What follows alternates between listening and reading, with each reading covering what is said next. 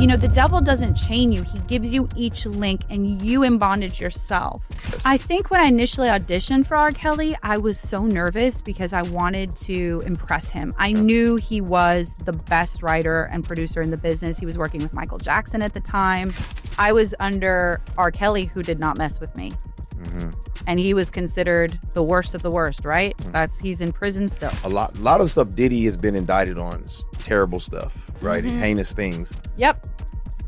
And you've been talking about him before everybody else was. I did. And did they listen or? Nobody listened. Okay. Nobody listens. Tags 30. When former Pussycat Doll Kaya Jones sat down with Larry, she didn't hold back. What began as a casual conversation turned into a shocking glimpse into the dark side of the music industry. An industry she says was full of manipulation, control, and spiritual warfare, all hidden behind fame and glamour. Kaya revealed that before joining the Pussycat Dolls, she was discovered by R. Kelly at just 12 years old.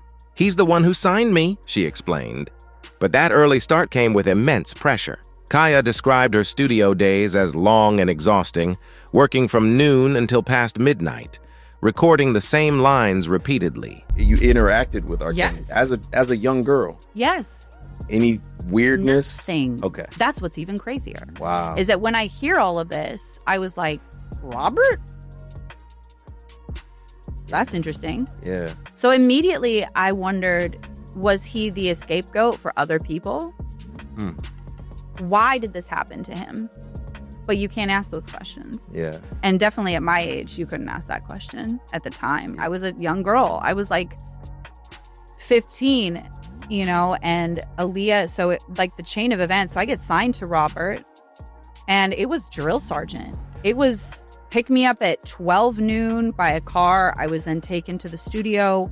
I'm tracking the entire day until 2 in the morning. I mean, he had me do, because back then we didn't do chopping or cutting vocals. There was no auto-tune. There was no autocorrect. It was tape. Mm-hmm. So if you started bad and it went off midway, again. Mm-hmm. And it was like, I remember we did one song 111 times till my throat actually was bleeding on my pillow the following morning because I was singing from my throat and not from my diaphragm.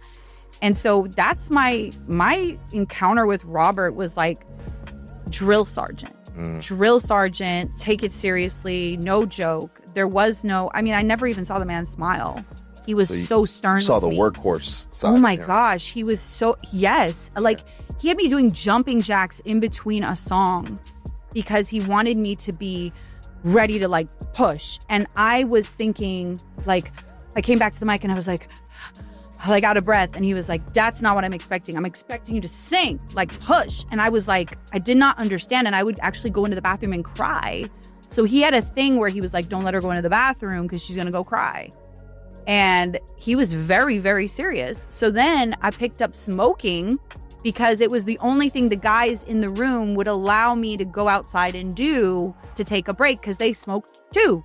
So they'd be like, oh yeah, we can go for a smoke break. So then that's how that demon came into my life was, well, I can smoke cigarettes to get a breather. I was 12, 13, 14.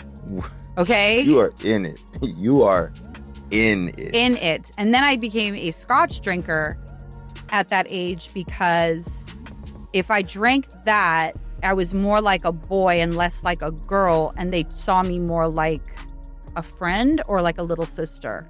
So I always dressed jeans and a t-shirt like I'm not available. Tags 30. To cope with the non-stop pressure, Kaya said she started picking up bad habits just to find a moment to breathe. The only way I could step outside was to say I needed a break, she admitted. She called it the first step into a spiritual trap, and her success began to feel like a chain rather than a blessing. There were crazy things. They would put stripper poles into the recording studio because such and such artists needed to be inspired. They would bring dancers and all that kind of stuff I was open to You're seeing. 15. Less than that, I was 14. 14, 13, just 14, yep. drinking scotch, smoking cigarettes. Mhm. Are you enamored? Are you like, wow, this is the music industry? Or it's just another day? Like, what do you process? I think when I initially auditioned for R. Kelly, I was so nervous because I wanted to impress him. I knew he was the best writer and producer in the business. He was working with Michael Jackson at the time for the Invincible album. He had just written I'm Your Angel for Celine Dion. He had created the Aaliyah movement of that incredible artist, and it was kind of established. He had done Destiny's Child. It was like he was the bee's knees of production. Okay. So when I walked in that day to audition, I was really nervous, actually, and I was enamored for sure. There was the plaques of Everything Everywhere of everyone you grew up listening to. And I remember he was sitting, and it was like he was like a king with like grapes and yeah, seriously. And he had his bandana, his white shirt, and his chains, and it was just like this big room with a piano. And he just sat, and it was like dim amber lighting, and he was like, sing. Literally, that's how it was. And I remember I stood up and I sang Amazing Grace. I sang I Will Survive, and I sat down, and he was like, when you come to an audition, you want to show, and I knew at that point it was over. Like I had lost the job or the opportunity. He says, he's like, you want to show, meaning like I did not do what I was supposed to do. What you can do. And I just stood up and I said, I can sing Celine. And he was like, do Celine. And I knew at that point, like I could and I should, and he would know her voice because he produced her. So then I sang I'm Your Angel, and he signed me on the spot. And that's how I got signed. So I was enamored in that moment, but then it became a routine. After years being under his tutelage, you understand like this is a routine, and it kind of falls away the excitement. You're around, Bow Wow and all of these artists and his performances, and, you're around all of these mega talents, and then Aaliyah dies. And that's when everything was like, it got really real really quickly. Aaliyah's plane went down, and everyone was worried because we didn't know where Rob was. And in fact, he was found by the maid. I've never shared any of this. He was found by the maid in his closet, completely dehydrated and passed out. He took it really hard. Really hard. He loved her very much. Tags 30. And consistent with what we know about Diddy and R. Kelly, she said she witnessed things in the studio that no young performer should ever see.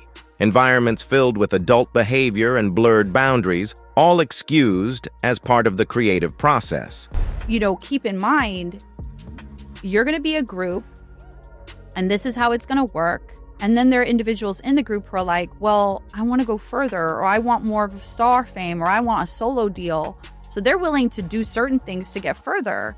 And you start to realize if you're not going to do those things, you're not going to get very far. Yeah. And I was just not willing to do those things. Is that because of your spiritual upbringing, your just morals, or just your wiring? Like, what was it that made you say? I mean, I was still out there. Like, when out there in the aspect of living in sin, I was still dating artists, having, a forced abortion. Like, these kinds of things were happening. I was still not a perfect person by any means, but I knew that sleeping with executives was a death sentence. Okay. Like, you didn't want to shackle yourself. Well, because those men can literally make or break whether or not you sing. And people are like, well, what happened to this one? Well, if she slept with the wrong person in this business. And I knew that from being around the serious men with R. Kelly, that you don't do that. Because if you do that, like the girls are known. Yeah. And they're known as like pro-hoes. And it's horrible to say this, but this is how the institution views them. And so I would hear those jokes and comments and at 12, 13, 14 years old. So here I am and I'm being propositioned. I'm like, no. And so as much as I was dating artists or people in the industry, I was not willing to sleep with executives to help my career. And that was, well, then you're only going to get so far. Tags 30. She recalled one heartbreaking moment performing on stage and revealing clothes while still recovering from personal loss, only to see two young girls in the audience looking up to her. By the way, like while I was losing my child and Patti LaBelle is like singing on stage and this is Divas Live and I'm like coming through the audience and I'm at like the top of the row in, MGM Garden in Las Vegas, which is 25,000 in auditorium, going out to 33 million people on VH1 and MTV. And I was told before I walked out, mind you, I'm in tiny little skirt, tiny little shirt, and I was still bleeding from losing my child the day before. And I had hemorrhaged and I couldn't stop bleeding. And there's these two little girls in the front row, and one was like 3 or 4, and the other one was like 7 or 8, 6 or 7, something like that. And she just looked at the little one and said, "Oh, Mama, she's a pussycat doll." And that was like a check in my spirit, like, you can't do this. You really can't do this, because you're losing your baby and you're selling this to kids. And she doesn't see what I am going through. She doesn't know anything that, that one has bulimia, that one's doing cocaine. I'm aborting my children. I mean, we're pretty disgusting. Life is crumbling behind the scenes. Right. But to that. Well, because it doesn't say caution, this is a lie. Yeah. It doesn't say that. It's like, well, you're on the cover of the magazine. Ooh. So doesn't matter how you got there, you're there. Ooh. So it's just this illusion. And what I was being told behind the scenes by the owner of the dolls was how fat I was. Tags, 30. Kay also spoke about how she'd been warning people for years about powerful figures like Diddy long before the recent scandal. Nobody listened. She said it was more important to protect people in power. Her story didn't start easy, growing up with family struggles and painful experiences at a young age. But she said those early wounds made her aware of how darkness operates. And I remember in my head, I was like, I've got to figure out how to get out. I got to figure out how to get the whole performance. I look back at that performance, it's crazy because I just totally faked it. Yeah. The whole time I was just like, I got to figure out how to get out. I got to figure out how to get out because I'm signed to some really scary people. Tags, 30. Kay Jones once said that people thought she was living every girl's dream: fame, glamour, and a spot in one of the biggest pop groups in the world. But behind the smiles and choreography, her reality was nothing like what people saw on stage. She wasn't just part of a group. She was trapped in a system that controlled every move she made. She described it as being in an environment where your worth depended on how well you obeyed orders. You're told what to say, what to wear, who to associate with, even who to pretend to like. Every friendship, every public appearance, every word in an interview, all pre-approved, all scripted. And if you ever step out of line, you're reminded who really owns your career. That was the beginning of them kind of seeing, okay, there was someone in her corner. So I then felt stronger. You had leverage. Right. To then start to, just not comply as much. Yeah. Until eventually, just saying I want out. And then them offering me a solo deal.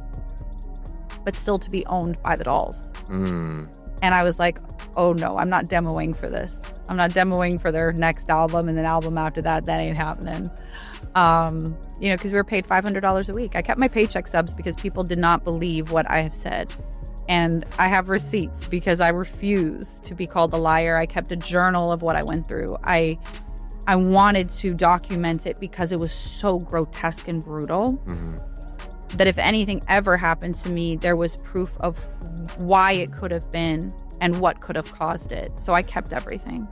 But we were paid $500 a week. We were the #1 girl band in the world. I've never seen a single dime of any of my royalties. And my voice was on that first album.